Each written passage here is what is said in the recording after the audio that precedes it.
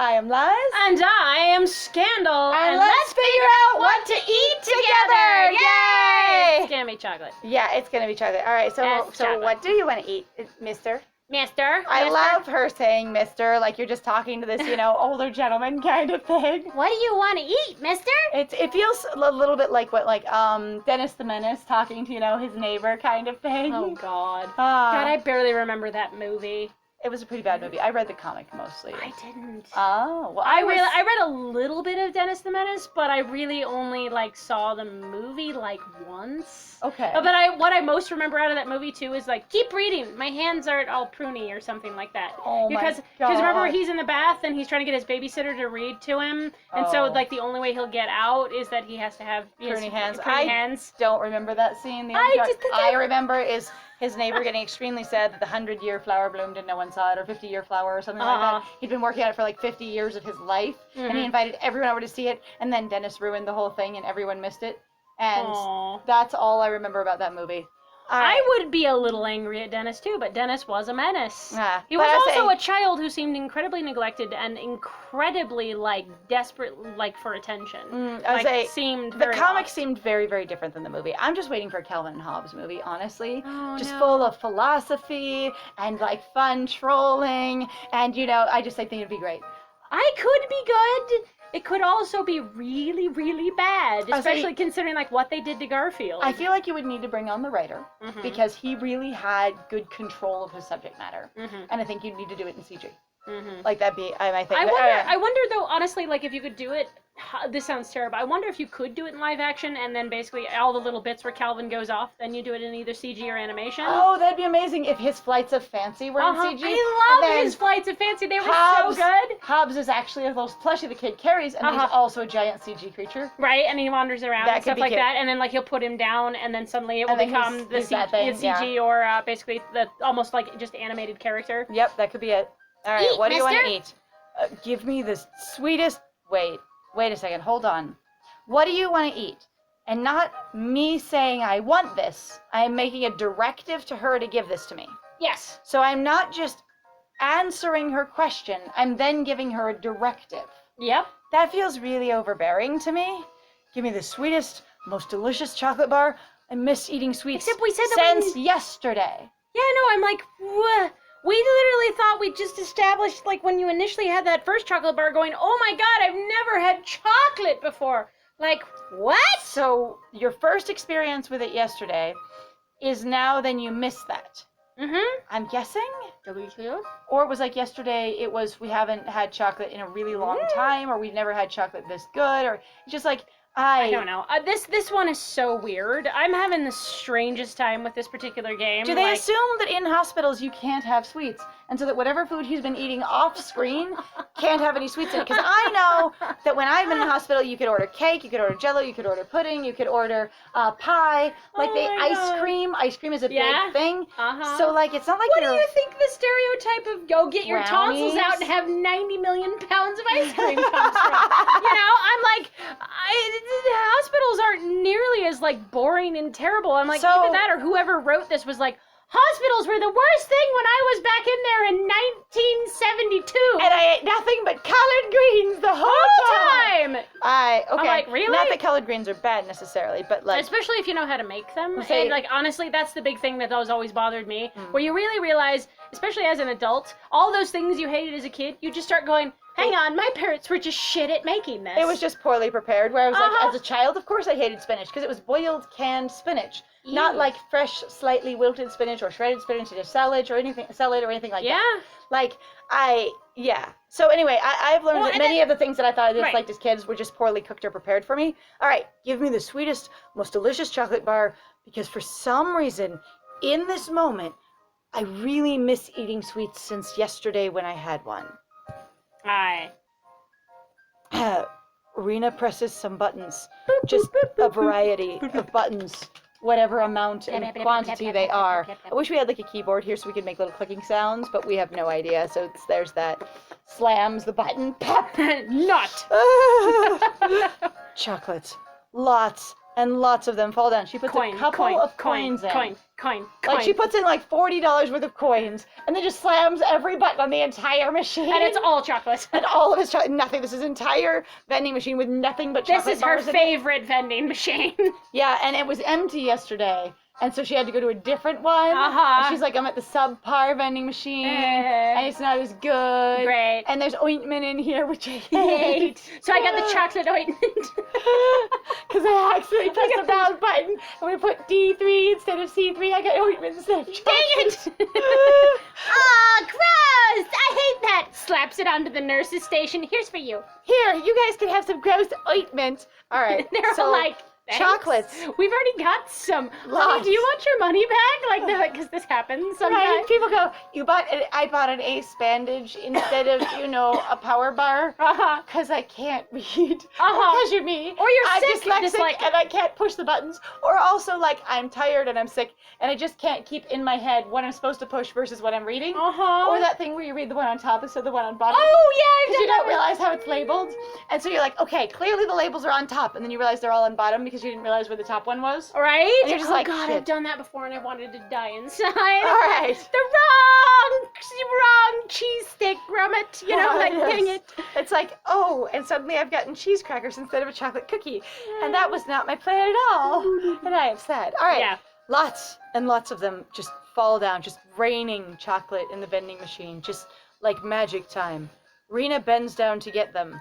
This is a really important gesture that I have to describe in detail. Every single one. We have moved into slow motion, where I watch her individually press each of these buttons slowly, and the chocolate fall in slow motion out of the machine, just in great detail, like an action movie, and then bouncing gently and piling up at the bottom of the vending machine in the dispenser. And I watch her ever so slowly bend over when she gets them, her pigtails flowing in the breeze of her movement. Her still clinging to her plush. Her plush. While she uses one hand to open the door. Rab pig.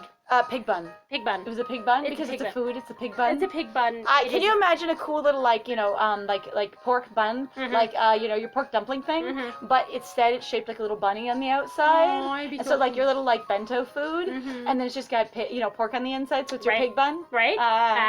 But it's also a bun. Your bun is a bun. Oh, it's very cute. Okay. Here you go, mister. Are you ready? Her arms. Are you ready? Full. Are you ready? Of chocolate. This is the really serious part where I dump nothing but chocolate into your lap. Oh God, it's all over my... Don't grab any. It's in my lap. Let me hand it to you if you need some. What? Is this all for me? Casually tries to scoot it out of your lap and, like, onto the side of your leg just in case she tries to grab some. Her. Oh my God, why are you so perverted? I think it comes from playing sport. Oh, great. How was sport? All sporters are like this. Sportleets. Sportleets, because it's like athletes. Athletes with sportleets, yeah. Sportleets. All sportleets end up like this. What? Especially when they're around hot nurses all the time. I'm not a nurse! But I was around the other ones, and now I'm uncurable. Yep, I'm ready. Wait, I'm not getting chocolate? What?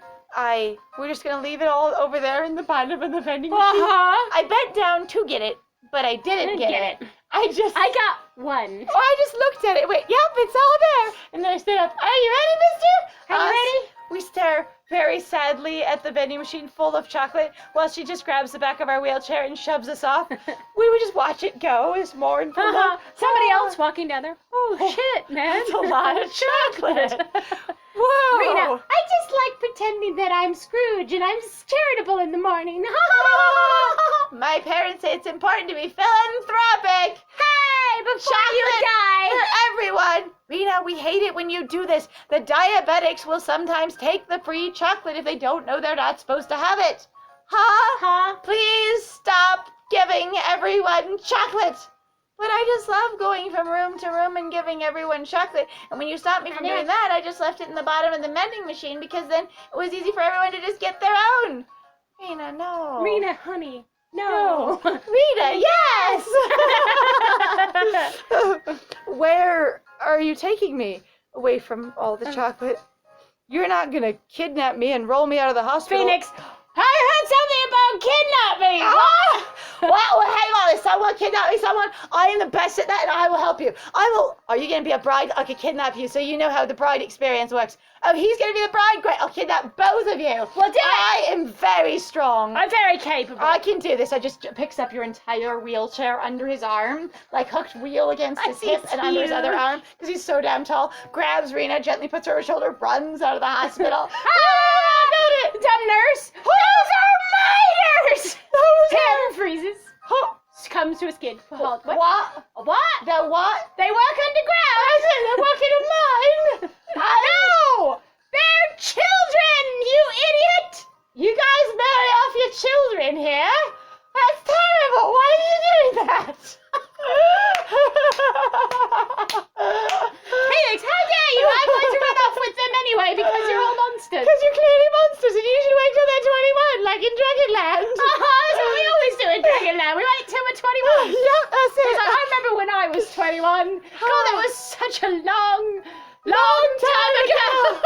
God, yeah. I got my harem when I was 21. It was really good. It was really good. I just kind of woke up one day and they were crawling all over my bed and it was fantastic. And then I realized I was really overwhelmed for like the next 5 years. And I went, like everybody whoa. had expected me to somehow figure out how I suddenly was supposed to be a 21-year-old when no one had given me any context beforehand. You know, sometimes that sucks. Except that actually, I'm more talking about what a dragon's experience because as far as I understand, they never talk about anything at that's all. Really terrible like, about it. Their sex education is a nightmare. Like, I thought ours was kind of bad, but like, it's amazing compared to theirs, which is basically don't take your clothes off until you're married for life, and then only for being intimate.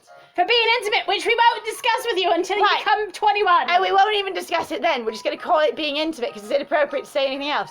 So we just know you'll figure it out. Uh-huh. Some of them don't have, like, babies until they're, like, you know, been married for 500 years because they don't know what they're doing. They really don't. I've had some weird stories about when they got wet. What? Oh, my God. Yeah. Right, you're, Sorry. not going to kidnap me. Sorry. Are you? Well, if you haven't seen My Mystic Dragons and you have now. And you liked any of that, you might go check it out. It's true. It's funny. It was, some of the episodes are way more serious than others, just like with this one, but it generally, we had a riot with it, so there you go. That's true. Rena laughs at my joke. Chocolate spilling sadly out of the vending machine. As it still continues falling. As it continues dropping, it just sort of pushing against the door and dispensing it itself. It won't be a surprise if I tell you, mister. So I have to be surprised as to whether or not you're kidnapping me. Okay. Right. Let's go! Goodbye, Chocolate! You're a monster.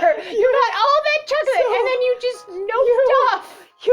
You got me so enthused for the chocolate, and now I am experiencing emotional letdown and disappointment.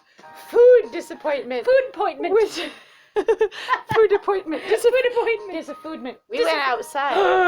Like it's this background! Oh my God, it's the My Mystic Dragons background! Yes! With like a slight recolor of the flower. Oh no, it's daytime. It's just daytime. It's daytime. No, this is the same thing.